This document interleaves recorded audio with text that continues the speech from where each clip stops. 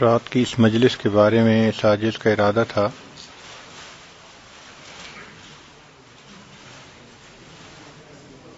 کہ زبدۃ السلوک کتاب کو پڑھ لیا جائے گا تو یہ مجلس ہو جائے گی، لیکن اللہ تعالیٰ جزائے خیر دے بیٹے سیف اللہ کو کہ وہ پیچھے لگا رہا کہ ابو جی مکتوبات میں سے کچھ نہ کچھ ہمیں پڑھ کے سمجھائیں۔ پہلے تو یہ عاجز نہ کرتا رہا، لیکن پھر اللہ کی طرف سے طبیعت متوجہ ہوئی اور یہیں آ کے پھر خیال آیا کہ بھائی مکتوبات ہی کی کچھ عبارتیں اس وقت پڑھ دی جائیں۔ ایک تو یہ چیز آج کل تقریباً ختم ہو گئی ہے۔ پہلے وقتوں میں مکتوبات شریف کے مجالس میں درس ہوتے تھے۔ ہمیں ایک ایسے بزرگ ملے جنہوں نے 35 سال روزانہ صبح کی مجالس میں مکتوبات شریف کا درس دیا تھا۔ فارسی بولنے والے تھے اور وہ مکتوبات شریف کی شرح لکھ رہے تھے۔ مکتوبات شریف کی شرح لکھنا بہت بڑا کام تھا۔ تو پہلے علوم و معارف کی طلب ہوتی تھی، تڑپ ہوتی تھی، تلاش ہوتی تھی، تو ایسی مجالس سالکین کے لیے قائم کی جاتی تھی۔ اب بے طلبی کا وقت ایسا آ گیا کہ مجالس ہی نہیں رہی، تو خیال آیا کہ چلو برکت بھی ہوگی، باطنی طور پہ فائدہ بھی ہوگا۔ تو اب ان مجالس میں ہم کچھ نہ کچھ عبارات مکتوبات مجددیہ میں سے اور مکتوبات معصومیہ میں سے حسب ضرورت پڑھا کریں گے۔ الحمدللہ وکفا وسلام علی عبادہ الذین اصطفی، اما بعد، افمن کان میتا فاحییناہ وجعلنا لہ نور یمشی بہ فی الناس، سبحان ربک رب العزت عما یصفون وسلام علی المرسلین والحمد للہ رب العالمین۔ اللہم صلی علی سیدنا محمد وعلی آل سیدنا محمد وبارک وسلم۔ قرآن مجید فرقان حمید اللہ رب العزت کا کلام ہے۔ یہ ہمارے لیے ایک دستاویز ہے جس میں قانون بتائے گئے ہیں۔ یہ ہر حکم خدا ہے، یہ چیز ذہن میں رکھیے۔ یہ شہنشاہ حقیقی کا حکم ہے۔ تو جہاں بھی قرآن مجید میں امر کا صیغہ ہے تو مومن کو چاہیے کہ فوراً متوجہ ہو، چونکہ مالک کا حکم تو غلام کے لیے بہت بڑا مقام رکھتا ہے۔ عجیب بات ہے کہ ہم قرآن مجید پڑھتے بھی ہیں، کتنی آیات ہیں جن میں امر کے صیغے سے ایک بات کا حکم دیا گیا اور ہم عمل بھی نہیں کرتے اور اسی طرح آگے چلے جاتے ہیں۔ اب یہ تو پتہ اس وقت چلے گا نا جب مالک کے سامنے کھڑے ہوں گے، جس دن وہ یہ پوچھے گا کہ بتاؤ تم نے میرا یہ حکم پڑھا تھا، تم نے مجھے بندگی دکھائی تھی یا تم نے مجھے انانیت دکھائی تھی؟ تمہارے سر پہ تو جوں بھی نہ رینگی میرا حکم سن کے۔ میرا حکم تو وہ ہے کہ اگر فرشتوں کو دے دیا جائے تو فوراً تعمیل کرتے ہیں۔ لا یعصون اللہ ما امرہم ویفعلون ما یؤمرون۔ اللہ ہم پر رحم فرمائے۔ تو قرآن مجید کی 2-3 آیات ہیں، ذرا ان کے معنی پر غور کر لیجئے۔ اللہ تعالیٰ ارشاد فرماتے ہیں وَاذْكُرِ اسْمَ رَبِّكَ، ذکر کر رب کے نام کا، وَتَبَتَّلْ إِلَيْهِ تَبْتِيلًا، اور اللہ تعالیٰ کی طرف تبتل اختیار کر۔ تبتل کا مطلب مخلوق سے کٹو، اللہ سے جڑو، یعنی ماں سوا سے تم کٹو اور اپنے رب سے تم جڑو۔ اب اس چیز کا قرآن مجید میں ہمیں حکم ہے کہ ذکر صرف تعداد نہیں پوری کرنی، 100 دفعہ 200 دفعہ نہیں، اتنا ذکر کرو وتبتل الیہ تبتیلا. اور تاکید کے لیے اس کو یوں فرمایا، یہ تبتیلن کا لفظ جو ہے نا، یہ بتا رہا ہے کہ تاکید ہے اس میں، کہ ذکر کو اس نقطے تک پہنچاؤ کہ تم ما سوا سے کٹ جاؤ اور اپنے رب کے ساتھ تم جڑ جاؤ. اب اس آیت کو پڑھ کے ہم اپنی زندگی کو دیکھیں، کیا ہم نے کبھی ذکر کو اس نیت سے کیا کہ ہمارے دل سے ما سوا کا تعلق ختم ہو جائے، ایک اللہ کا تعلق رہ جائے؟ حضرت بابو جی عبداللہ رحمۃ اللہ علیہ فرمایا کرتے تھے کہ مخلوق سے توڑو، اللہ سے جوڑو. مخلوق سے توڑو، اللہ سے جوڑو، پھر اللہ کی نسبت سے مخلوق سے جوڑو. اس آیت کا یہ مطلب ہے کہ مخلوق سے توڑو اور اللہ سے، پھر اللہ کی نسبت سے مخلوق کے ساتھ آلے. یعنی یہ نہیں ہے کہ مخلوق سے تعلق ہمیشہ توڑ ہی لینا ہے، نہیں، جوڑنا ہے، مگر وہ نفس کے لیے نہ ہو، اس میں نفسانیت نہیں ہونی چاہیے، وہ اللہ کے لیے ہو. تو فرمایا وَاذْكُرِ اسْمَ رَبِّكَ وَتَبَتَّلْ إِلَيْهِ تَبْتِيلًا.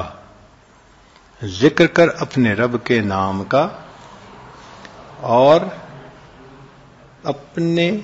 اس کی طرف تبتل اختیار کر. مخلوق سے اپنے آپ کو تم توڑو، اللہ سے جوڑو. اب اس کا ایک آسان طریقہ کہ جب ہم نماز میں اللہ کے سامنے کھڑے ہوتے ہیں تو اس وقت مخلوق سے جڑے ہوتے ہیں یا رب سے جڑے ہوتے ہیں؟ ہر بندے کا دل گواہی دے دے گا کہ مخلوق سے جڑے ہوتے ہیں. حالت نماز میں دنیا کی باتیں، کاروبار کی باتیں، گھر بار کی باتیں، حتیٰ کہ نفسانی، شیطانی، شہوانی تعلقات کی باتیں نماز میں. تو اگر ہمارا یہ حال ہے تو اس کا مطلب کہ ہم تو مخلوق سے نہیں ٹوٹے، ابھی ہمارا تو اس آیت پہ عمل نہیں ہے. تو پھر کیا اس آیت پہ عمل کیے بغیر دنیا سے چلے جائیں گے؟ سوچنے کی بات ہے نا. حکم خدا ہے، اس کی تعمیل کے لیے فکر مند تو ہونا چاہیے نا. یہ تو کہہ سکیں کہ اللہ کوشش تو کی تھی، اس کو مقصد بنا کے کوشش کی تھی.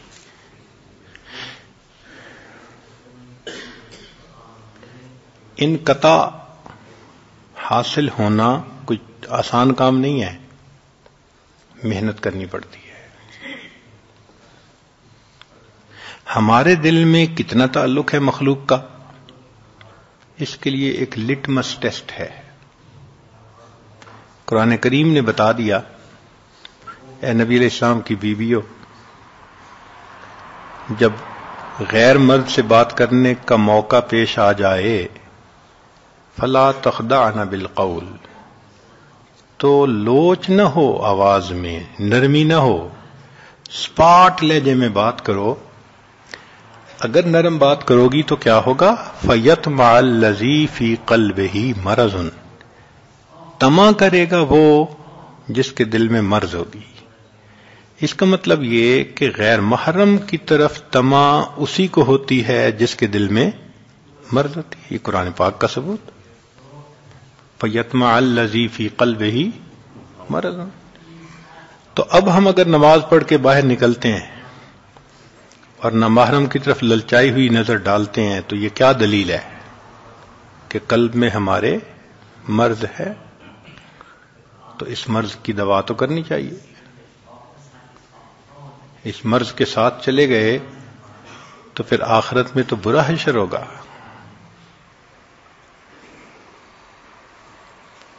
دوسری آیت، رب کریم قرآن مجید میں ارشاد فرماتے ہیں وَلَا تَكُن مِّنَ الْغَافِلِينَ.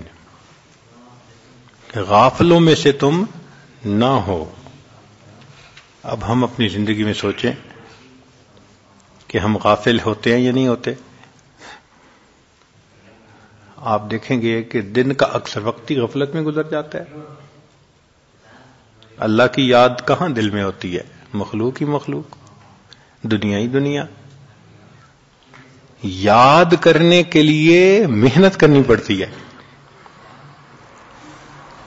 حق تو یہ تھا کہ ہمیں اتنا اللہ یاد ہوتا کہ بھولتا ہی نہ. لوگوں کو ایسے تعلق ہوتے ہیں کہ وہ نہیں بھولتے.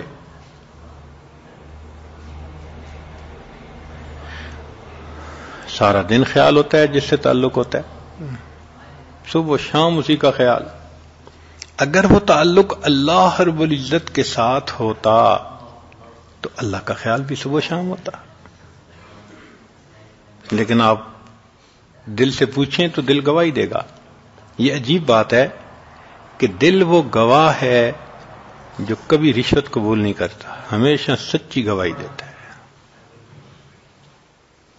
ذرا آنکھ بند کر کے اندر نظر ڈالیں اور پوچھیں اپنے دل سے، دل گواہی دے گا میں تو غافل ہوں، میرا تو دن ہی غفلت میں گزر جاتا ہے. حالت تو یہ کہ نماز میں اگر ہم غافل ہوتے ہیں تو غیر نماز کا کیا پوچھنا. کوشش کرتے ہیں حضوری والی نماز پڑھیں گے اور پھر غافل. تو اگر نماز کے دوران بھی غفلت جان نہیں چھوڑتی تو باقی زندگی میں پھر غفلت کا کیا؟ اس کا مطلب اس آیت پہ ہمارا عمل نہیں ہے.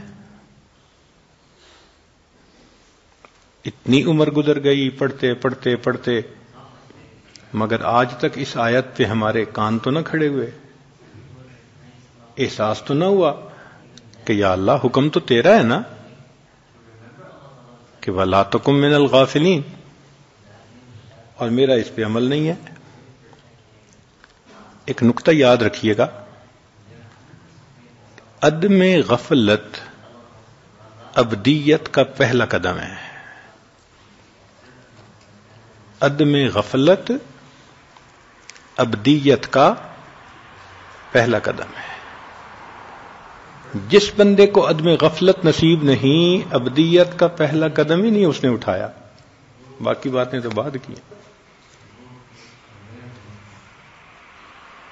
تو عدم غفلت ابدیت کا پہلا قدم ہے. کب وقت آئے گا جب ہم اللہ کے بندے بن کے زندگی گزاریں گے؟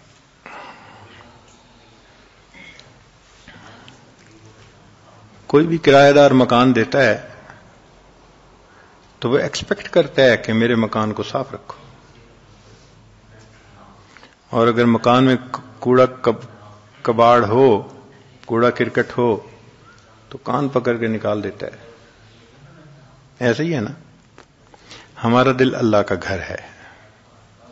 قلب عبداللہ عرش اللہ ہے. قلب عبداللہ عرش اللہ ہے.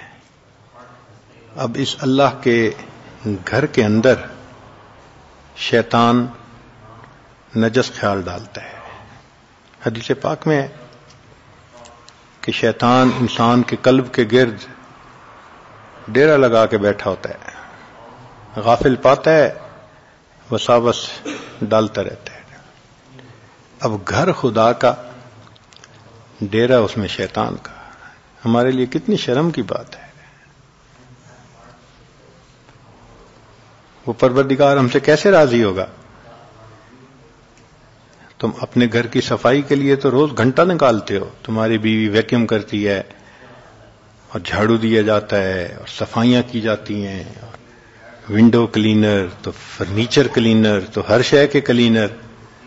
ایک میرا ہی گھر تھا کہ جس کے کلیننگ کے لیے تمہارے پاس چند منٹ نہیں تھے.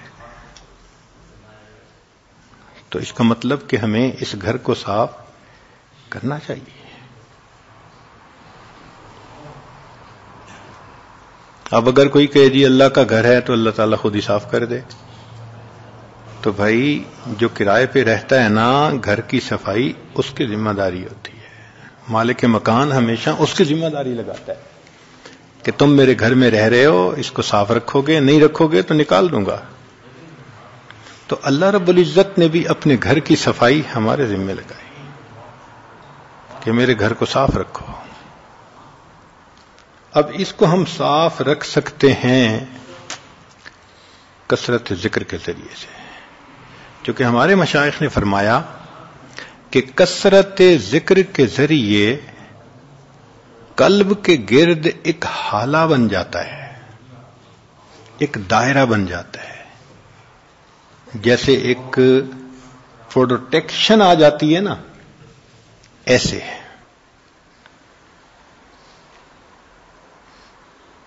ان الذین اتقوا اذا مسهم طائف من الشیطان تذکروا فاذا هم مبصرون.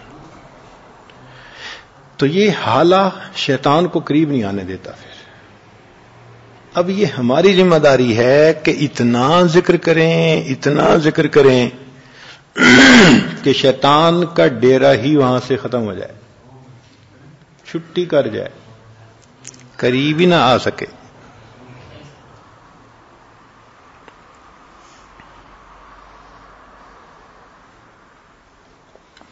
ایک بات عرض کروں کہ یقین کے ہیں 3 درجے. سب سے پہلا علم الیقین، پھر عین الیقین، پھر حق الیقین. اس کی مثال یوں سمجھ لیجئے، آپ سردی کے موسم میں کسی دوست کے گھر گئے یا اپنے گھر آئے تو ٹھٹھر رہے تھے، تو بیوی کہتی ہے میں آپ کے لیے ابھی چائے لاتی ہوں. تو آپ کو علم الیقین حاصل ہے کہ اس سردی کے موسم میں میری بیوی گرم چائے لائے گی. اس کو کیا کہیں گے؟ علم الیقین. پھر جب اس نے آ کے چائے کا کپ سامنے رکھ دیا اور آپ نے بخارات اٹھتے دیکھ لیے تو اس کو کہتے ہیں عین الیقین. آنکھوں سے مشاہدہ بھی ہو گیا کہ چائے گرم ہے، اور آپ نے وہ کپ اٹھا کے منہ سے جب لگایا تو اس کو کہتے ہیں حق الیقین. تو یقین کے 3 درجے ہیں، اور یاد رکھنا ہم سب کے سب علم الیقین کے درجے کے لوگ ہیں. اور یہ بات بھی نہ بھولیے گا کہ علم الیقین سب سے زیادہ کمزور ہوتا ہے، علم الیقین والے لوگ ہی عیسائی بنا کرتے ہیں. علم الیقین کے درجے کے لوگ ہی غیر مسلم بنتے ہیں، دہریے بنتے ہیں، سب علم الیقین والے ہوتے ہیں. اس کا مطلب یہ کہ ایمان کی حفاظت کے لیے ہمیں ایک قدم بڑھ کر اس کو عین الیقین کے درجے میں کم سے کم لے جانا پڑے گا. جب تک عین الیقین کے درجے میں نہیں جائیں گے ایمان کا خطرہ رہے گا. یہ بدبخت شیطان تو بقائمی ہوش و حواس ہمیں قابو کر لیتا ہے، اور موت کے وقت تو معطل ہوتی ہیں بہت ساری چیزیں انسان کی، تو اس وقت یہ کیسا زور لگائے گا. اسی لیے ایمان بچا کے لے جانا کوئی چھوٹا کام نہیں ہے، بہت بڑا مسئلہ ہے. امام راضی رحمت اللہ علیہ کے آخری وقت میں شیطان آ گیا اور اس نے کہا خدا نہیں ہے. تو امام راضی رحمت اللہ علیہ نے 100 دلائل دیے، اس نے 100 دلیلیں توڑی، 100 دلیلیں توڑی. تو اس وقت پریشان ہو گئے، مگر تقویٰ تھا، نیکی تھی، اللہ کی رحمت متوجہ ہوئی.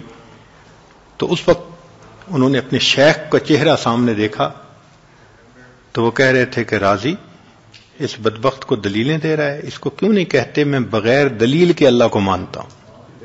یہ ایسی دلیل تھی کہ اس کا کوئی رد نہیں تھا.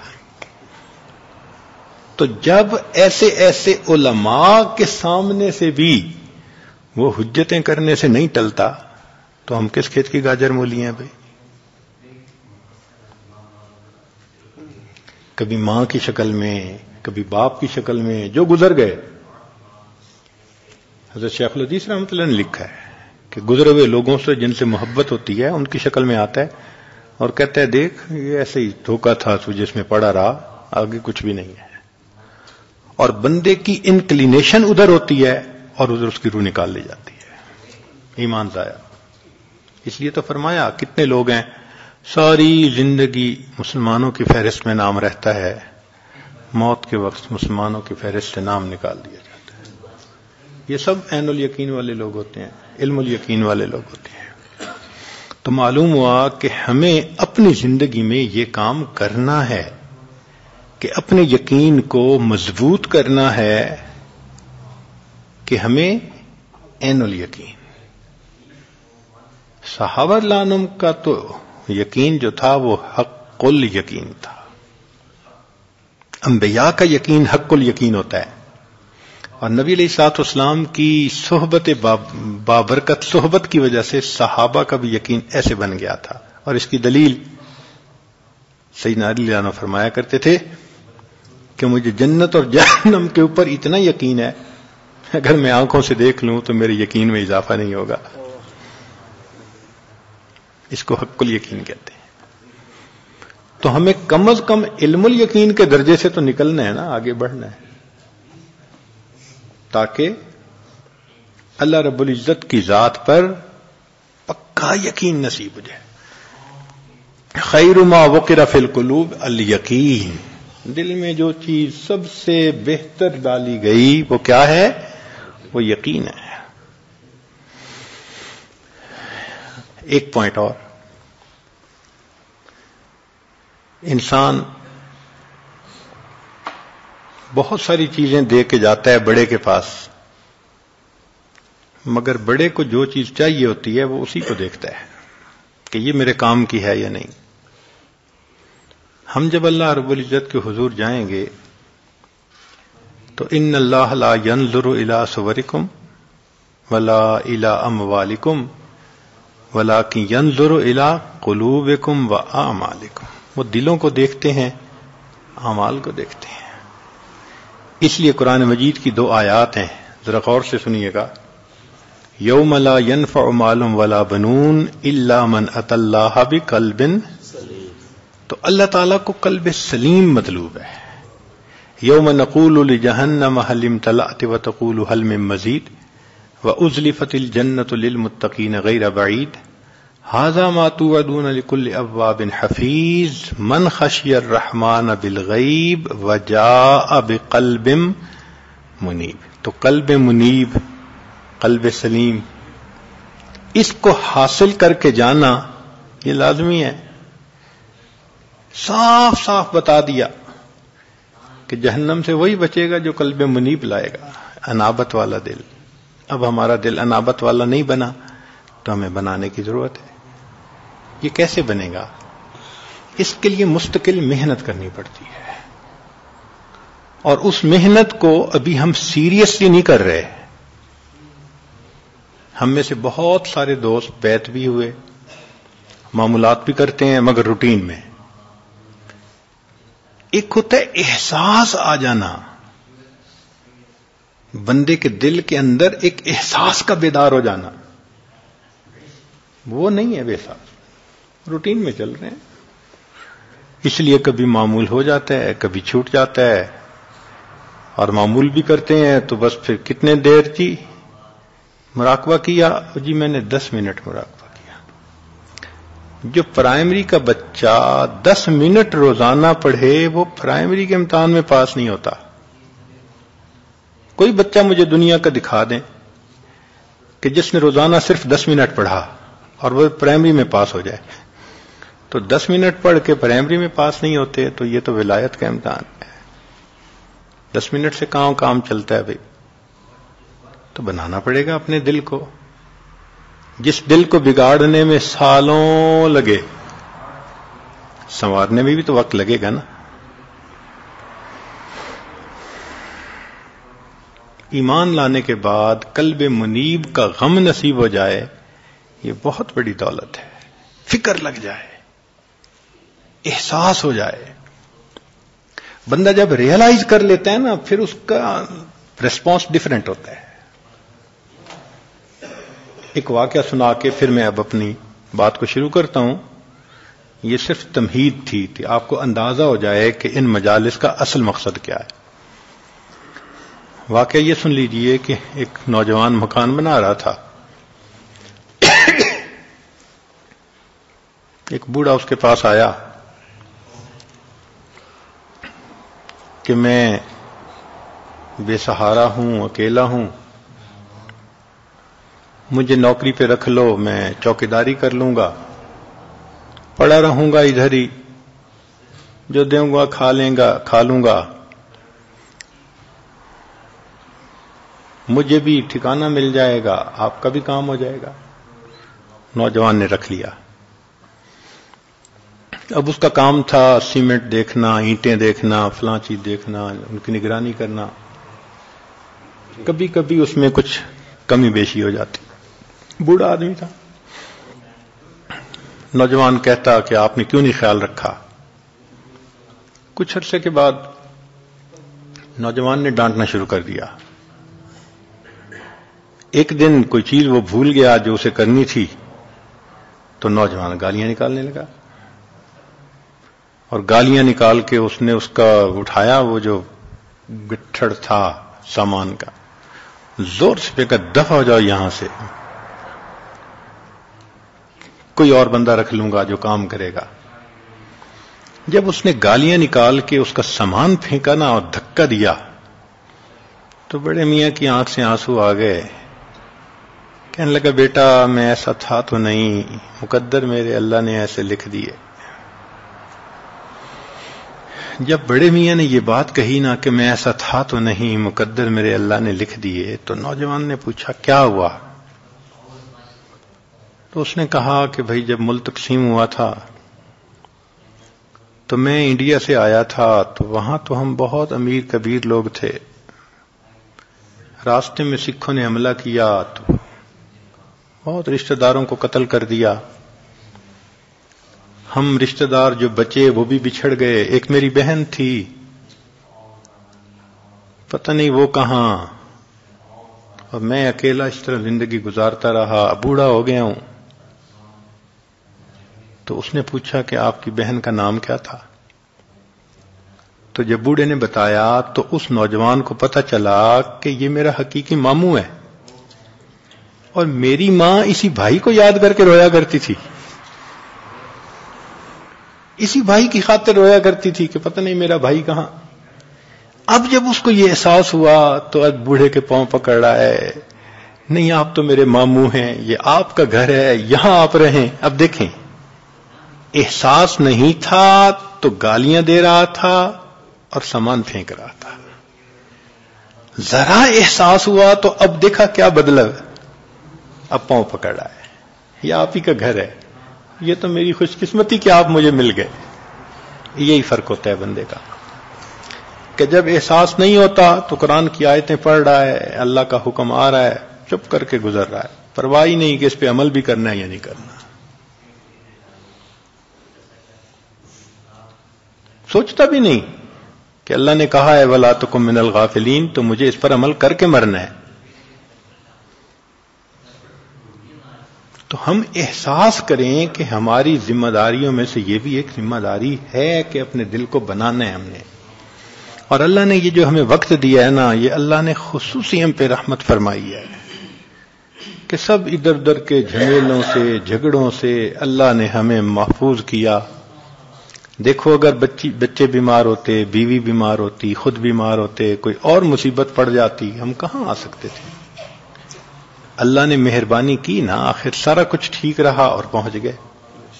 تو بھائی اب اس وقت کو ذرا صحیح استعمال کرنا چاہیے. تو ہر بندہ متفکر نظر آئے. اس اعتکاف کے دوران ہر بندے کو ایک فکر لگی ہوئی ہو کہ مجھے اللہ نے یہ موقع دیا ہے، میں قیامت کے دن نہیں کہہ سکوں گا کہ اللہ مجھے تو موقع ہی نہیں ملا تھا. اب اس وقت کو میں نے اویل کرنا ہے، اس سے فائدہ اٹھانا ہے. ہمارے سلسلہ نقشبندیہ کو امام ربانی مجدد ثانی رحمت اللہ علیہ نے خوب کھولا ہے. اس کے چند فضائل مکتوبات میں سے سن لیجئے.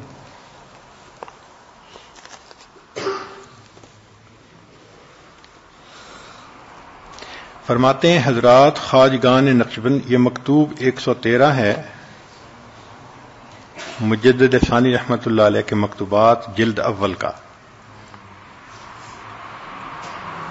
حضرات خواجگان نقشبندیہ قدس اللہ تعالی اسرارہم کا طریقہ حق تعالی تک پہنچانے والے طریقوں میں سب سے زیادہ اقرب ہے، اقرب زیادہ قریب ہے۔ دوسرے طریقوں کی انتہا ان بزرگوں کی ابتداء میں درج ہے اور ان کی نسبت تمام نسبتوں سے بلند ہے۔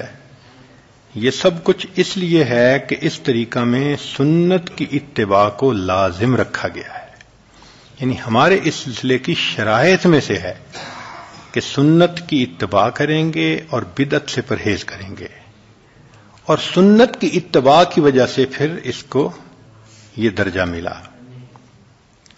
آگے وہ اس سلسلے کے بارے میں فرماتے ہیں کہ یہ حضرات حتی الامکان رخصت پر عمل کرنا بھی جائز نہیں سمجھتے، یعنی رخصت سے بھی بچتے ہیں، تقویٰ پہ عمل کرتے ہیں، اگرچہ بظاہری باطنی طور پر اس کو نفع بخش سمجھیں، عزیمت پر عمل کرنا نہیں چھوڑتے، اگرچہ صورت کے اعتبار سے سیرت اور طریقے میں نقصان دہ ہی جانتے ہوں۔ سبحان اللہ، عجیب بات کہی ہے۔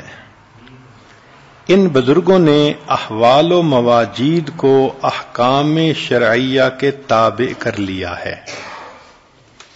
یعنی بعض لوگ ہوتے ہیں نا کہ ان کو حال احوال نصیب ہوئے تو وہ حکم شریعت کو ایک طرف کر دیتے ہیں۔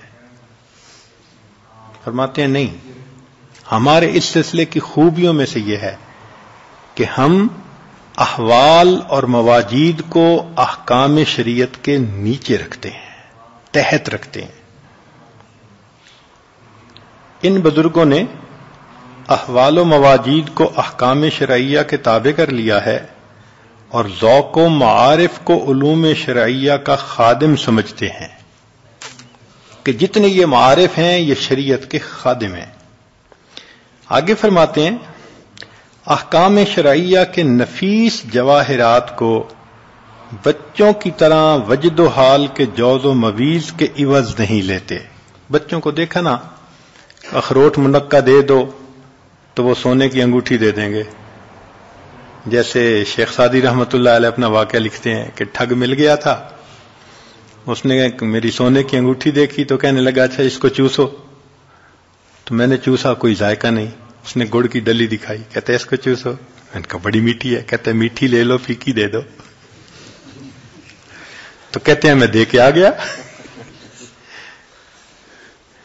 تو یہ بچے کام کرتے ہیں کہ اخروٹ منقع کے بدلے ہیرے جواہرات بھی دے دیتے ہیں۔ تو وہ فرماتے ہیں کہ جو احکام شریعت ہیں وہ جواہرات کی مانند، یعنی الفاظ دیکھو نا کیا استعمال کیے ہیں، شریعت کی کتنی تعظیم سامنے آتی ہے۔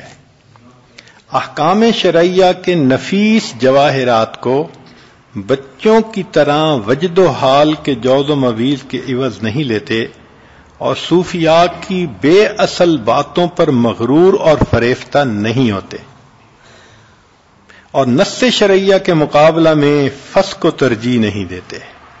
فس اصل میں کتاب ہے فصوص الحکم ابن عربی رحمت اللہ علیہ کی، اس میں انہوں نے تصوف کی باتیں لکھی ہیں۔ تو وہ فرماتے ہیں کہ جہاں نص آ جاتی ہے وہاں فس کی طرف دھیان ہی نہیں دیتے۔ کیا عجیب بات لکھی ہے۔ فتوحات مدنیہ کے مقابلے میں فتوحات مکیہ کی طرف التفات نہیں کرتے۔ فتوحات مکیہ تصوف کی کتاب ہے کہ جہاں قرآن اور حدیث کی بات آ جاتی ہے، فتوحات مدنیہ حدیث پاک کو کہا، وہاں فتوحات مکیہ کی طرف دھیان نہیں دیتے۔ اب ذرا سنیے، احکام شرعیہ کے نفیس جواہرات کو بچوں کی طرح وجد و حال کے جوز و مویز کے عوض نہیں لیتے، صوفیاء کی بے اصل باتوں پر مغرور اور فریفتہ نہیں ہوتے، نص کے مقابلے میں فس کو ترجیح نہیں دیتے، فتوحات مدنیہ کے مقابلے میں فتوحات مکیہ کی طرف التفات نہیں کرتے، ان کا حال دائمی ہے۔ یہ ہمیشہ شریعت کے اوپر پابندی کے ساتھ چلنے والے لوگ ہیں۔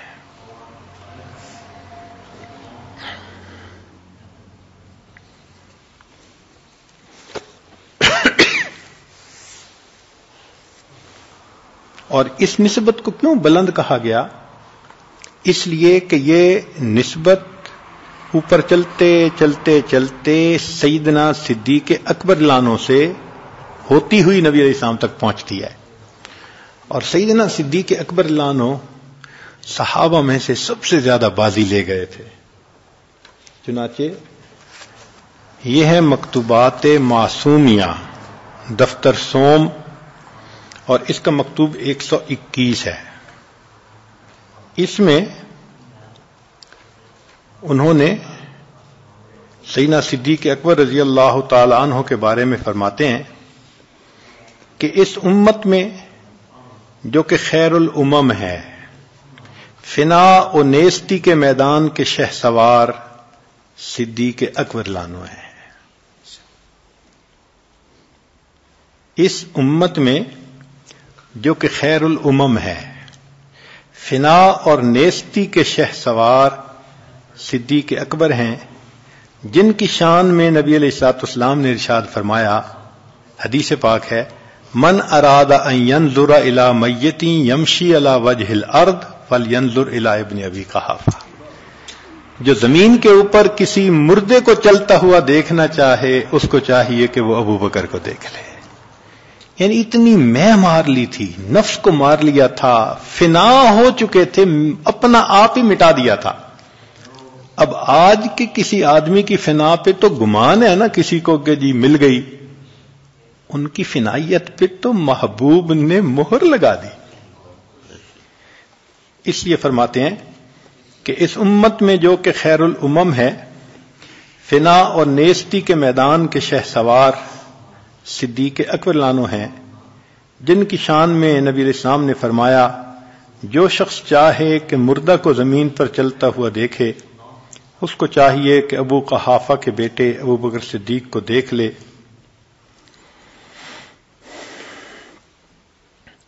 کیونکہ دوسرے صحابہ کرام میں بھی اس کمال کے پائے جانے کے باوجود اس کمال کے ساتھ ان کے ذکر کی تخصیص بھی اس کمال میں ان کے کامل امتیاز کی خبر دینے والی ہے۔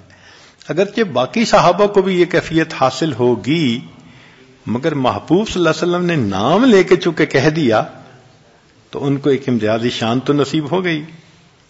اس لیے آن جناب یعنی صدیق اکبر کا ایمان تمام امت کے ایمان سے افضل ہے۔ حدیث پاک ہے کہ اگر میری پوری امت کے ایمان کو ابو بکر کے ایمان کے ساتھ تولا جائے تو ابو بکر کا ایمان بڑھ جائے۔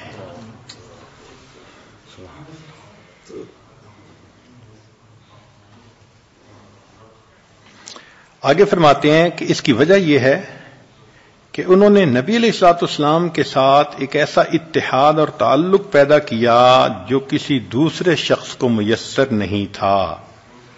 اس لیے نبی علیہ السلام نے ارشاد فرمایا، ما صب اللہ شیئا فی صدری الا سببتہ فی صدر ابی بکر۔ نبی علیہ السلام فرماتے ہیں کہ اللہ نے جو میرے سینے میں ڈالا میں نے اسے ابو بکر کے سینے میں ڈال دیا ہے۔ اب نسبت کے انتقال پر یہ مہر ہے یا نہیں؟ کیسی پکی نسبتیں ہیں یہ کہ محبوب صلی اللہ علیہ وسلم فرماتے ہیں کہ اللہ نے جو میرے سینے میں ڈالا میں نے اسے ابو بکر کے سینے میں ڈالا، اور فرماتے ہیں کہ تعلق ایسا پیدا کر لیا تھا کہ فرمایا گیا، ما ظنک باثنین اللہ ثالثہما۔ ان دو کے بارے میں تم کیا کہتے ہو کہ جن کا تیسرا اللہ ہے۔ تو ان کو نبی علیہ السلام کے ساتھ معیت کبریٰ حاصل تھی، معیت کبریٰ حاصل تھی۔ اس وجہ سے ان کی نسبت بہت مضبوط نسبت ہے، اور یہ نسبت چونکہ ان سے آگے منتقل ہوئی تو اس وجہ سے کہتے ہیں کہ یہ نسبت جو ہے یہ بہت فائق نسبت ہے۔ بات سمجھ آ گئی؟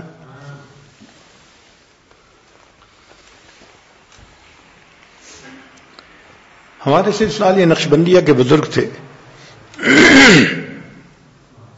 بہاؤالدین نقشبند بخاری رحمت اللہ علیہ، بخارا کے رہنے والے تھے، بہت اللہ کے مقبول بندے تھے. ایک مرتبہ ان کے اوپر قبض کی کیفیت طاری ہو گئی. ایک ہوتا ہے قبض اور ایک ہوتا ہے بسط. اللہ کے دو اسماء ہیں القابض اور الباسط. کبھی اس کی تجلی پڑتی ہے تو قبض کی کیفیت، اور کبھی اس کی تجلی پڑتی ہے تو بسط کی کیفیت. واللہ یقبض ویبسط والیہ ترجعون. تو اللہ تعالیٰ سالک کی تربیت دونوں سے فرماتے ہیں، کبھی اس کیفیت میں ڈالتے ہیں کبھی اس میں. مقصود ہوتا ہے کہ بسط کی کیفیت میں ڈالوں تو شکر کرتا ہے یا نہیں، اور قبض کی کیفیت میں ڈالوں تو صبر کرتا ہے یا نہیں. دونوں میں آزمائش ہوتی ہے. لیکن قبض میں جمے رہنا بہت مشکل کام ہوتا ہے، بہت مشکل کام ہوتا ہے. ان پر 6 مہینے قبض کی کیفیت رہی، حتیٰ کہ انہوں نے یہ محسوس کیا کہ شاید میرے لیے اب آگے کے دروازے بند ہو گئے. تو اس کیفیت میں وہ اٹھے اور کہنے لگے پھر چلتا ہوں اور جا کے بیوی بچوں کے لیے کچھ کماتا ہوں، فاقے میں تو نہ رہیں.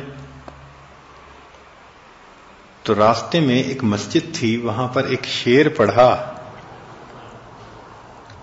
جس کا ترجمہ تھا کہ اے دوست ادھر آ کہ میں تیرا ہوں. ترجمہ کیا تھا؟ اے دوست ادھر آ کہ میں تیرا ہوں، بیگانہ مت بن تو دور کہاں جا رہا ہے. تو بس اس شعر کو پڑھا اور طبیعت دوبارہ کھل گئی اور پھر مسجد میں آ گئے. یہاں ایک نقطہ اور بھی عرض کر دوں. ہم میں سے ہر بندہ چاہتا ہے کہ ذکر میں لذت ملے، مگر یہ مقصود نہیں ہے. بات سمجھے نا؟ ہمیں چاہیے کہ ہم عبد اللطیف بنے، عبد اللطف نہ بنے. سمجھے؟ یہ نہیں کہ بس مزہ آ رہا ہے تو ذکر کر رہے ہیں، مزہ نہیں آ رہا تو ذکر بھی نہیں کر رہے. نہیں، اللہ کی یاد تو کرنی ہے، حکم خدا سمجھ کے کرنی ہے. مزہ نہ بھی آئے تو بھی کرنی ہے، آئے تو سبحان اللہ، نور علی نور، مگر کرنی ضرور ہے کیونکہ حکم خدا ہے. اذکر اللہ ذکرن کثیرا، تو ہم نے کرنا ہے. یہاں پہ ایک مقولہ ہے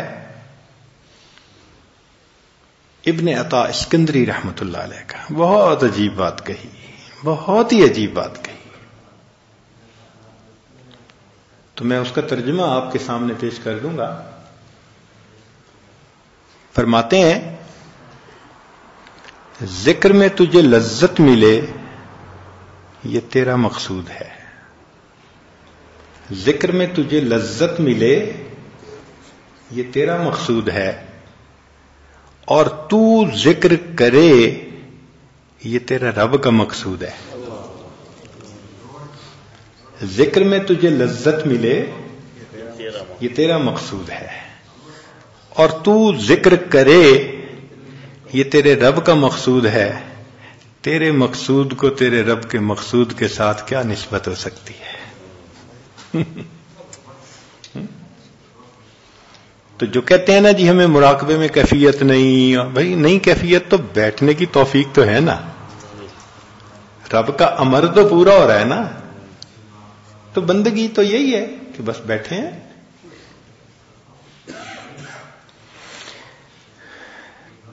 تو جب نقشبند بخاری رحمت اللہ علیہ کی کیفیت دوبارہ پھر بست والی ہوئی تو اللہ کی رحمت متوجہ ہوئی. عام طور پہ دیکھا ہے ہم نے کہ ماں بھی گھر میں بچے کے تھپڑ لگا دینا تو تھوڑی دیر کے بعد اسی کو مٹھائی دے رہی ہوتی ہے. جتنی سختی ہو پھر اس پر عنایات بھی اس سے زیادہ ہوتی ہیں. تو اس وقت رب کریم نے الہام فرمایا کہ میرے بندے مانگ مجھ سے کیا مانگتا ہے.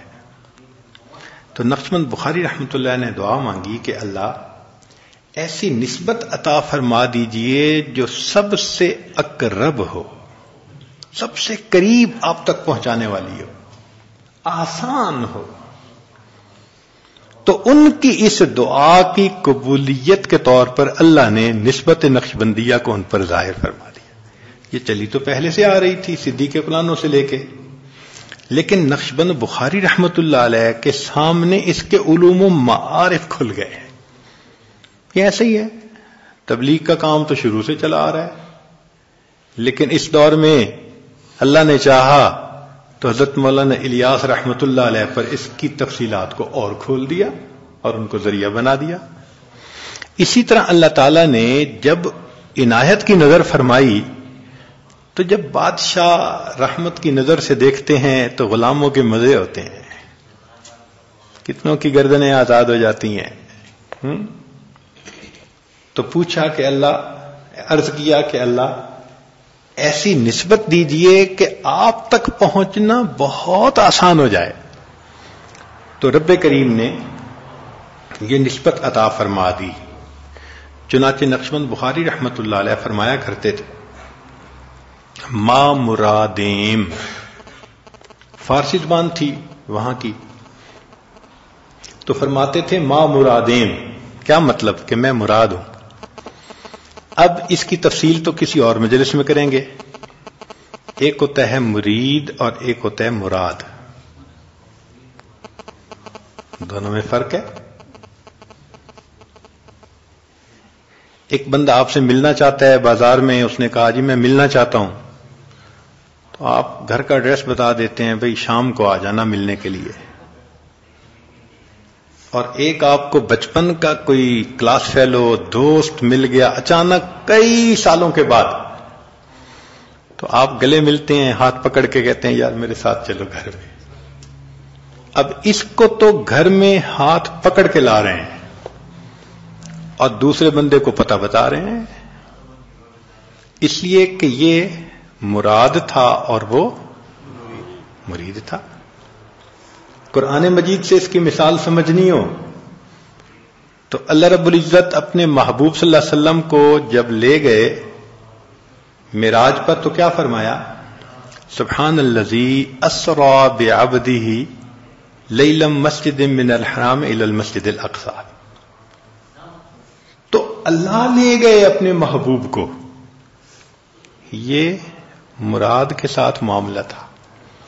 اور جہاں مرید کا معاملہ تھا فرمایا وَلَمَّا جَاءَ مُوسَىٰ لِمِيقَاتِنَا، جب آئے موسیٰ علیہ السلام ہماری ملاقات کے لیے تو دیکھا وہ مرید والا معاملہ ہے. اور یہاں پر اب دیکھیے کہ سیدنا موسیٰ علیہ السلام کو مانگنا پڑا رب اشرح لی صدری ویسر لی امری. تو رب اشرح لی کی دعا مانگی نا،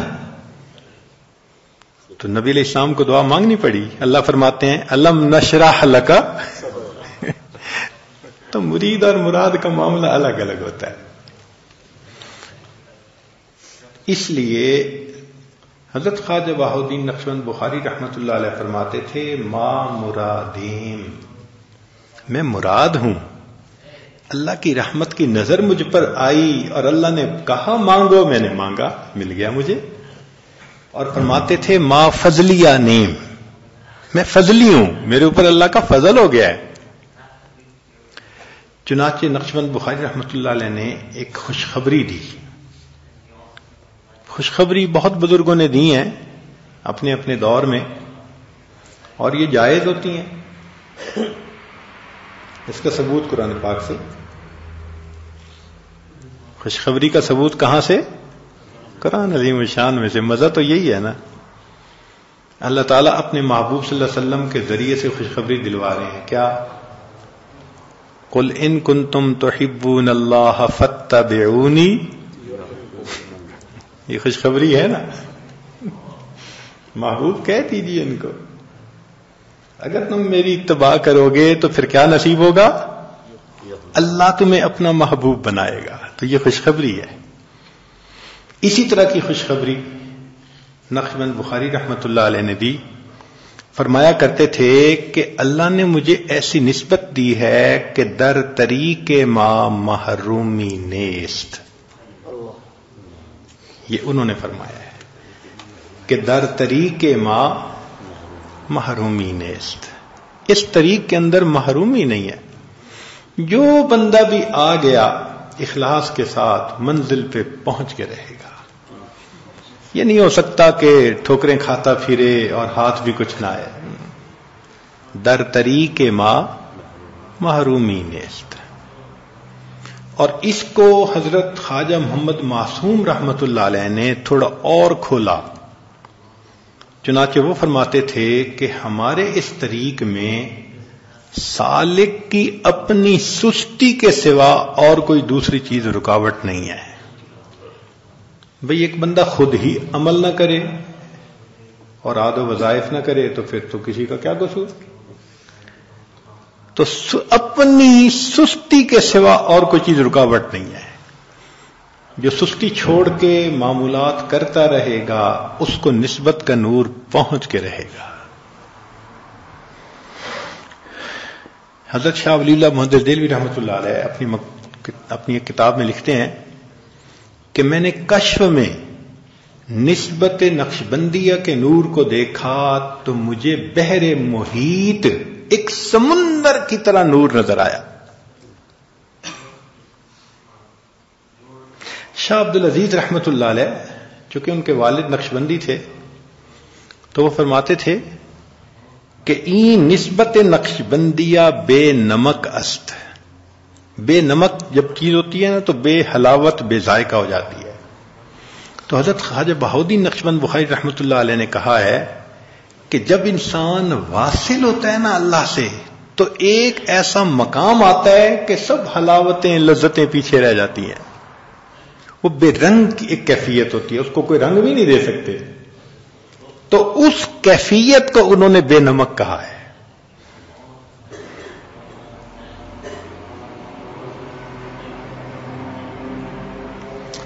اور ایک عجیب بات فرماتے تھے کہ اندراج النہایت فی البدایت, کہ آخر کو ابتدا میں اللہ نے ڈال دیا. اندراج النہایت فی البدایت, کہ نہایت کو بدایت میں مندرج کر دیا. اب اس کا یہ مطلب نہیں ہے کہ جی اور سلسلوں کے لوگ جو محنت کر کر کے اخیر پہ کماتے تھے وہ اس سالک کو پہلے قدم پہ مل جاتے. نہیں, بلکہ اس کا یہ مقصد ہے کہ دوسرے سلاسل میں ذکر لسانی سے کام شروع کرتے ہیں, تسبیحات سے, تحلیل سے, لا الہ الا اللہ سے, اور کرتے کرتے آخر میں ان کے ہاں مراقبے ہوتے ہیں قلب پہ. جیسے چشتی سلسلہ میں بھی آخر پہ مراقبے ہیں اور ہمارے ہاں مراقبہ پہلا قدم. تو مقصد یہ تھا کہ جو اسباق کا طریقہ وہاں آخر پہ جا کے ہوتا ہے وہ یہاں پر ابتدا میں ہی ہے. اسی لیے اس مراقبے کی وجہ سے سالک کو تھوڑے دن میں ایک ایسی لذت ملتی ہے کہ اس کی زندگی بدل جاتی ہے. اب اس کے بارے میں حضرت مجدد ثانی رحمت اللہ علیہ کے بہت سارے اقوال ہیں. اندراج النہایت فی البدایت,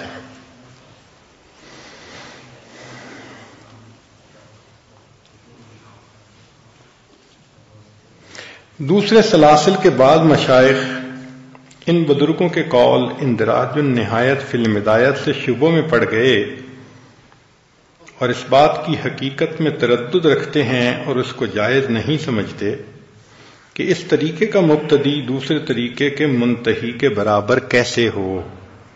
تعجب ہے کہ اس طریقے کے مبتدی کو دوسرے طریقے کے منتہی کے برابر انہوں نے کہاں سے سمجھ لیا. ان بزرگوں سے اندراج النہایت در بدایت کے علاوہ اور کچھ وارد نہیں ہوا اور یہ عبارت ان کی برابری پر دلالت نہیں کرتی, بلکہ صرف اتنا ہے کہ جو آخر پر ان کے اسباق کے طریقہ کار ہیں وہ اس سلسلے کے سالک کو ابتدا میں ہی دے دیے جاتے ہیں، کیونکہ ہمارا کام ہی ذکر قلبی سے شروع ہوتا ہے. تو اس کا مقصود اصل میں یہ ہے.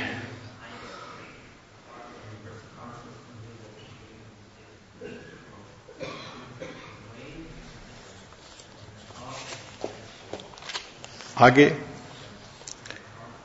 فرماتے ہیں کہ ذکر کا طریقہ ہے اور سلاسل میں اسماء کے ذکر ہیں، جیسے یا حی یا قیوم، اس کا بہت ذکر کیا جاتا ہے بعض سلسلوں میں، یا حی یا قیوم. اس طرح اسماء جو ہے نا اللہ تعالیٰ کے مختلف، ان کا بہت ذکر ہے. تو اب اصول سمجھیں کہ جو انسان کثرت سے عمل کرتا ہے نا اور اندر ہوتا ہے، باہر بھی وہی نظر آتا ہے. تو مجدد ثانی رحمۃ اللہ نے ایک عجیب بات لکھی. وہ فرماتے ہیں کہ جس بندے نے ہمیشہ اسماء کا ذکر کیا ہو، یا حی یا قیوم کا یا اور اسماء کا، تو فرماتے ہیں کہ جب اس بندے کو اللہ رب العزت کا دیدار نصیب ہوتا ہے باطن کی نظر سے، تو جو اندر ہوتا ہے وہی باہر آتا ہے. تو چونکہ اندر اسماء ہیں تو ایک لمحہ کے لیے اللہ تعالی کی ذات کی تجلی سامنے آتی ہے، پھر اس کے اوپر اسماء کے پردے آ جاتے ہیں. چونکہ جو اندر تھا وہی باہر نظر آئے گا. یہ تو دستور سمجھ میں آنے والا ہے. لیکن ہمارے اس سلسلے میں دیکھو سبق کیا ہے،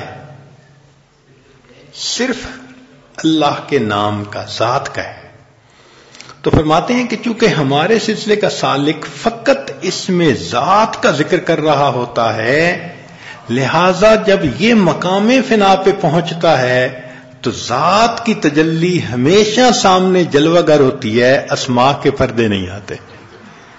تو اس کا نام انہوں نے رکھا کہ اور سالکین کو تجلی ذاتی برقی ملتی ہے، یعنی تجلی ذات ہوتی ہے مگر برق کی مانند، پھر اسماء کے پردے آ جاتے ہیں صفات کے. چونکہ ذکر ان کا تھا، اسماء و صفات کا ذکر تھا، تو وہی پردے سامنے آ جائیں گے. اور چونکہ یہاں ذات کا ذکر رہا تو ہمیشہ ذات جلوہ گر ہوتی ہے. اس کو وہ کہتے ہیں تجلی ذاتی دائمی نصیب ہوتی ہے. اب بھائی دلہن کسی کو پردہ ہٹا کے چہرہ دکھا کے پھر پردہ کر لے اور کسی کے سامنے پردہ ہی اتار کے رکھ دے، تو فرق تو ہے نا آخر.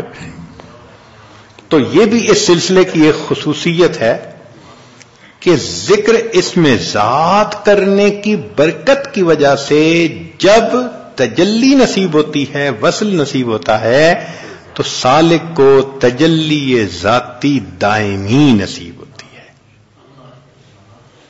اس لیے حضرت امام ربانی مجدد ثانی رحمۃ اللہ علیہ کا جو ختم ہے نا وہ ہے لا حول ولا قوت الا باللہ. آگے انہوں نے صفات کے نام نہیں شامل کیے، العلی العظیم، کہ وہ صفاتی نام آ جاتے ہیں.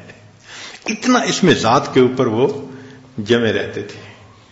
اب اس کے بارے میں انہوں نے لکھا ہے تجلی ذاتی دائمی کے بارے میں. یہ تجلی ذاتی دائمی اکثر مشائخ کے نزدیک برقی ہے، یعنی برق کی مانند آتی ہے، پھر صفات کے پردے آ جاتے ہیں. یعنی حضرت ذات حق جل و علا کی بارگاہ سے تمام حجابات کا دور ہو جانا برق کی مانند تھوڑے سے وقت کے لیے ہوتا ہے، پھر اسماء و صفات کے پردے ڈال دیے جاتے ہیں اور ذات تعالی و تقدس کے انوار کی شعائیں اور دبدبے ان پردوں میں چھپا دیے جاتے ہیں. پس حضور ذاتی برق کی مانند ایک لمحہ کے لیے ہوتا ہے اور غیبت ذاتی بہت دیر رہتی ہے. اور اکابر نقشبندیہ کے نزدیک یہ حضور ذاتی دائمی ہے اور ان بزرگوں کے نزدیک زائل ہو جانے والے حضور کا کچھ اعتبار نہیں. لہذا ان اکابر کا کمال تمام کمالات سے برتر ہے اور ان کی نسبت تمام نسبتوں سے اعلیٰ. اس لیے فرمایا ان نسبتنا فوق جمیع النسب، ہماری نسبت تمام نسبتوں سے بالا تر ہے. اچھا، یہ جو بات کہی نا کہ ہماری نسبت تمام نسبتوں سے بالا تر ہے، تو یہ نہ سمجھ لیں کہ بس اور سلاسل کے بزرگ جو ہیں وہ سب نیچے اور یہ سب اوپر. نہیں. ان سلاسل کے بزرگوں کو بھی یہی نسبت ملتی ہے کئی مرتبہ. چنانچہ انہوں نے یہ بات آگے لکھی ہے کہ دوسرے سلاسل کے کامل مشائخ میں سے بعض حضرات کو یہ نسبت حاصل ہوئی ہے، لیکن یہ حصول بھی حضرت صدیق اکبر کی ولایت ہی سے مقتبس ہے، جیسے شاہ ابو سعید خراز رحمۃ اللہ علیہ نے تجلی ذاتی دائمی کے دوام کی خبر دی ہے، اور صدیق اکبر لانو کا جبہ شیخ ابو سعید تک پہنچا ہے، جیسے کہ صاحب نفحات نے نقل کیا ہے. تو اس کا مطلب یہ کہ دوسرے سلسلے کے جو کاملین ہیں ان کو بھی یہ نسبت منتقل ہوتی ہے، مگر ہوتی صدیق اکبر لانو سے ہی ہے. نسبت وہی ہے صدیق اکبر لانو کی. تو کاملین کسی بھی سلسلے کے ہوں ان کو کامل نسبت حاصل ہوتی ہے. بات کی سمجھ آ گئی نا؟ یہ صرف سمجھانے کے لیے کہ دیکھو یہ کیسی نسبت ہے جو سیدنا صدیق اکبر رضی اللہ تعالیٰ عنہ سے منتقل ہو کر امت کے اندر آگے چل رہی ہے.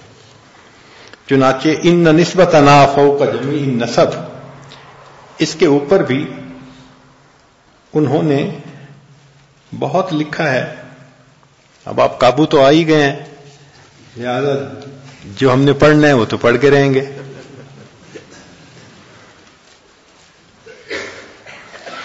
فرماتے ہیں کہ جب بہت سی صدیاں گزرنے کے بعد اس سلسلہ عالیہ کے بڑے بڑے مشائخ میں سے بھی اس ایک یا دو کو اس نسبت کے ساتھ شرف بخشتے ہیں، یہ جو خاص نسبت ہے، تو پھر دوسرے سلسلے کے بارے میں کیا بیان کیا جائے.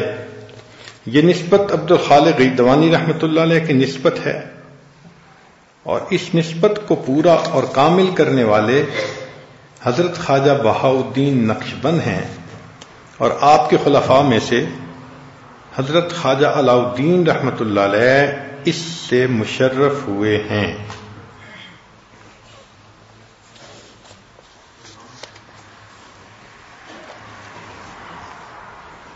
یہ جو عبارت ہے نا کہ ہماری نسبت تمام نسبتوں سے زیادہ بلند ہے،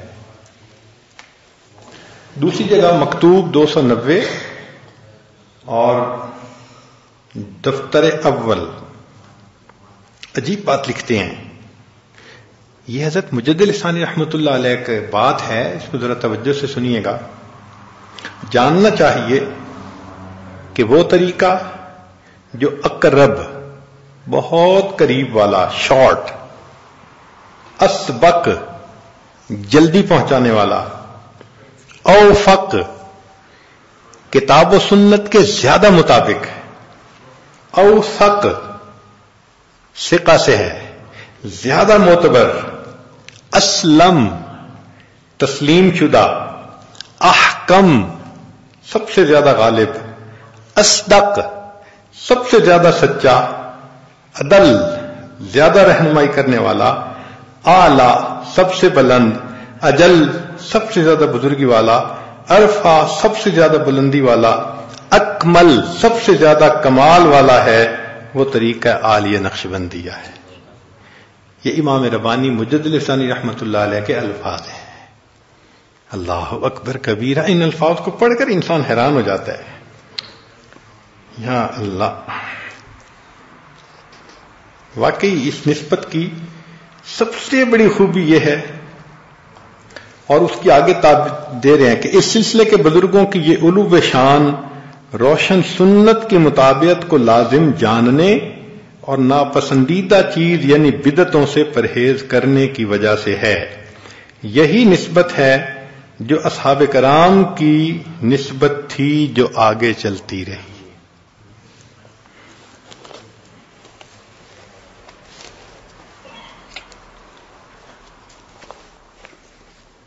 تو فرمایا ان نسبتنا فوق جمیع النسب، کہ ہماری نسبت تمام نسبتوں سے زیادہ بالا ہے.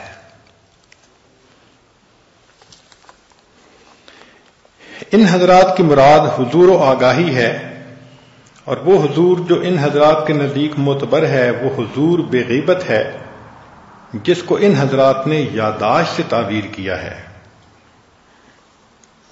مشائخ نے اس تجلی کو جو چھپ جائے تجلی برقی کہا ہے، یعنی ایک ذرا سے لمحہ کے لیے شیون و اعتبارات کا اٹھ جانا ثابت ہو جاتا ہے، پھر ذات حق شیون و اعتبار کے پردے میں پوشیدہ ہو جاتی ہے، جبکہ ان بزرگوں کی نسبت تجلی ذاتی دائمی ہے جس کو فوقیت حاصل ہے۔ تو مقصد ان کے بھی بتانے کا یہی تھا کہ تجلی ذاتی دائمی ہونے کی وجہ سے یہ نسبت فضیلت رکھتی ہے۔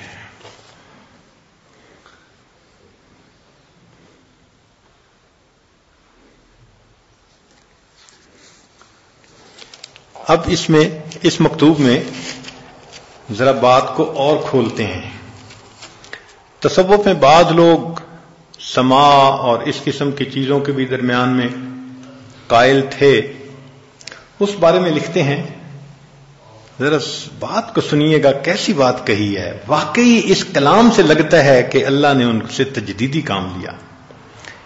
اس گروہ میں سے بعض لوگ جن کو نماز کی حقیقت سے آگاہی حاصل نہیں ہوئی اور اس کے مخصوص کمالات پر اطلاع نہیں بخشی گئی، انہوں نے اپنے امراض کا علاج دوسرے امور میں تلاش کیا اور اپنی مرادوں کا حاصل دوسری چیزوں پر وابستہ جانا، بلکہ ایک گروہ نے نماز کو بے فائدہ سمجھ کر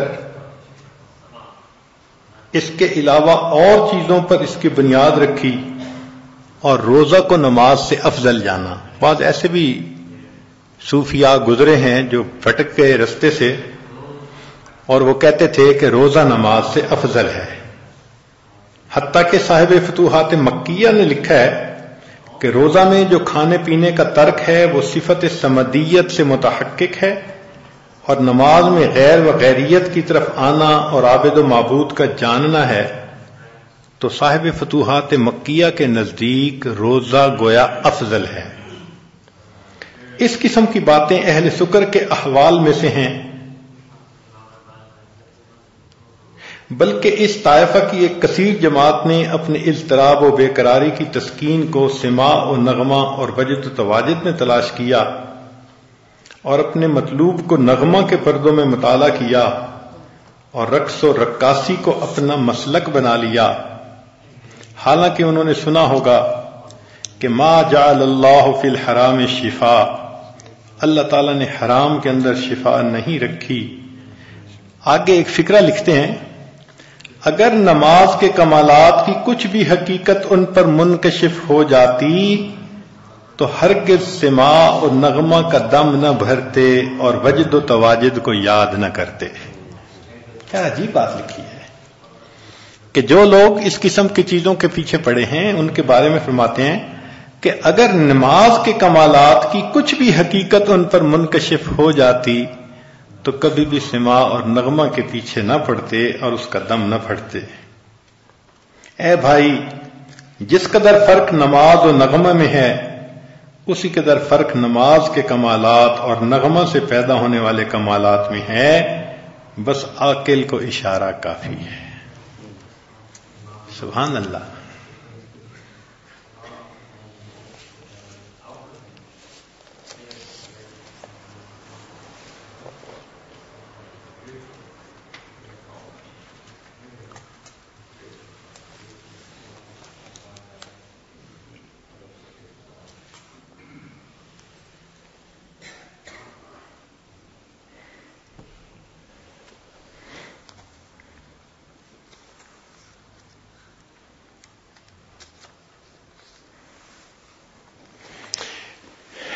یہ مکتوبات مجددیہ دفتر اول مکتوب 281۔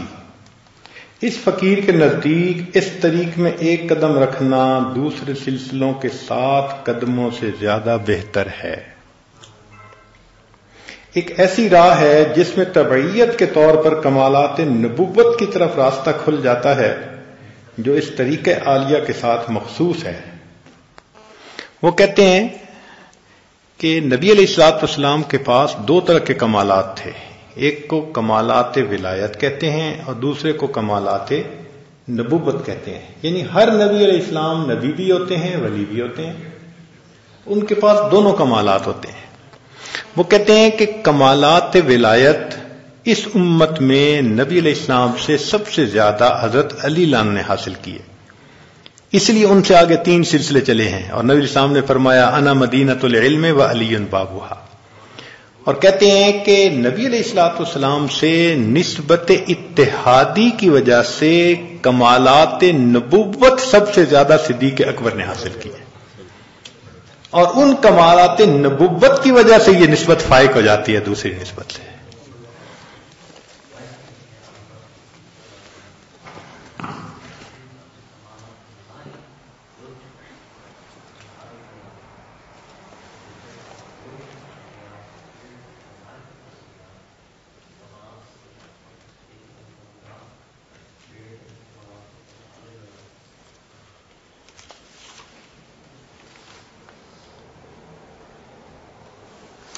فرماتے ہیں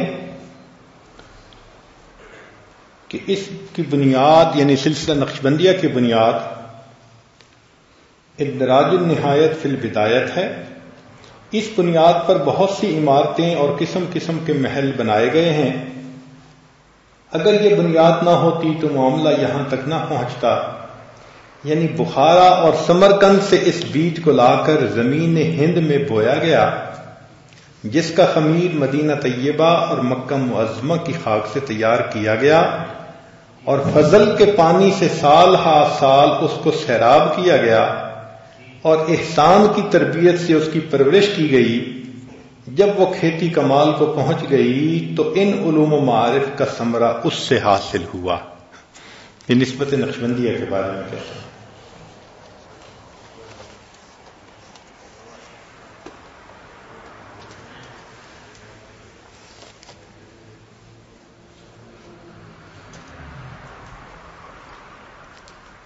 یہ بات بھی فرمائی ہے کہ نسبت اتنی زیادہ قوی ہے، ذرا بات سنیے گا، کیسی عجیب بات کہی۔ فرماتے ہیں کہ یہ نسبت اتنی قوی ہے کہ جو بندہ فنا تک اپنا کام پہنچا دے، یعنی فنائے قلب جس کو حاصل ہو جائے، اگر کسی طالب کی عمر 1000 سال ہو جائے اور ماں سوائے حق کے اس کے دل میں کسی اور چیز کا گزر نہ ہو، تو اس نسیان کی وجہ سے جو اس کو ماں سوا سے حاصل ہے، اگر تکلف سے بھی اس کو یاد دلائیں تو بھی یاد نہ آئے۔ مقصد ان کا یہ ہے کہ جس بندے کو فنائے قلبی کا مقام حاصل ہوتا ہے، اس کو 1000 سال کی عمر دیں اور اس کو کہیں کہ تو غیر کو یاد کر، وہ غیر کو یاد نہیں کر سکتا۔ اللہ کی یاد اتنی اس کے دل میں پیوست ہو جاتی ہے۔ اس کو کہتے ہیں بھلانا بھی چاہو بھلا نہیں سکو گے۔ 1000 سال بھلانے کی کوشش کرے وہ رب کو بھول ہی نہیں سکتا۔ سبحان اللہ۔ یہ مقام حاصل کرنا چاہیے کہ جس پہ انسان اللہ کو بھولنا بھی چاہے تو نہیں بھول سکتا۔ 1000 سال لکھا ہے کہ اگر وہ کوشش کرتا رہے کہ میں بھلا دوں تو 1000 سال میں بھی وہ اپنے رب کو نہیں بھول سکتا۔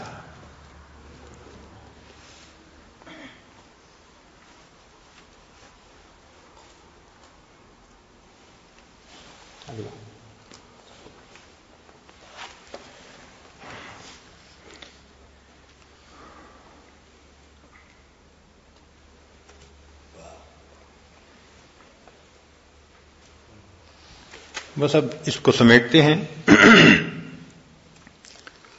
فرماتے ہیں کہ دینی عقائد کی تصحیح سب سے پہلے ضروری ہے۔ جو سالک چاہے کہ میں اللہ سے واصل ہو جاؤں تو پہلا کام اس کو کیا کرنا چاہیے کہ اپنے عقائد کی تصحیح کرے۔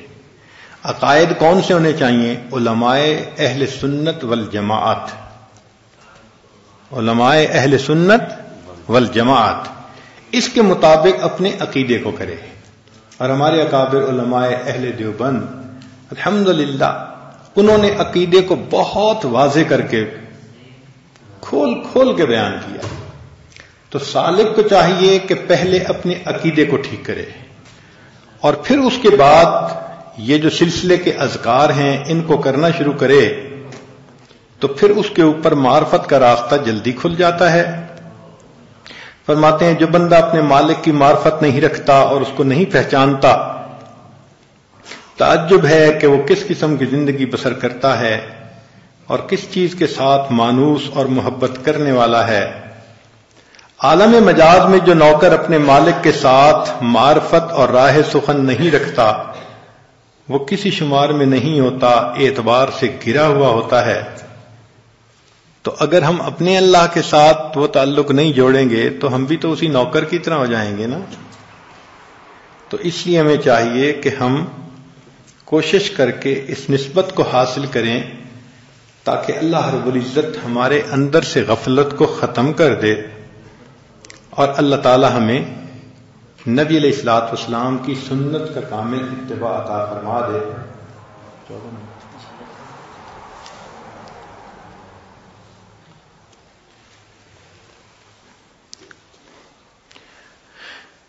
اس دولت عظمی کے حاصل کرنے کے لیے قریب ترین راستہ سلسلہ نقشبندیہ ہے، کیونکہ ان بزرگوں نے اپنے سیر کی ابتدا عالم امر سے کی ہے اور قلب سے مقلب قلب کی طرف پھیرے گئے ہیں. انہوں نے ریاضتوں اور مجاہدوں کی بجائے سنت کو لازم پکڑا ہے اور بدعت سے پرہیز کیا ہے. خواجہ نقشبند بخاری رحمۃ اللہ فرماتے ہیں طریق ما اقرب طریق است اما التزام سنت کار مشکل است.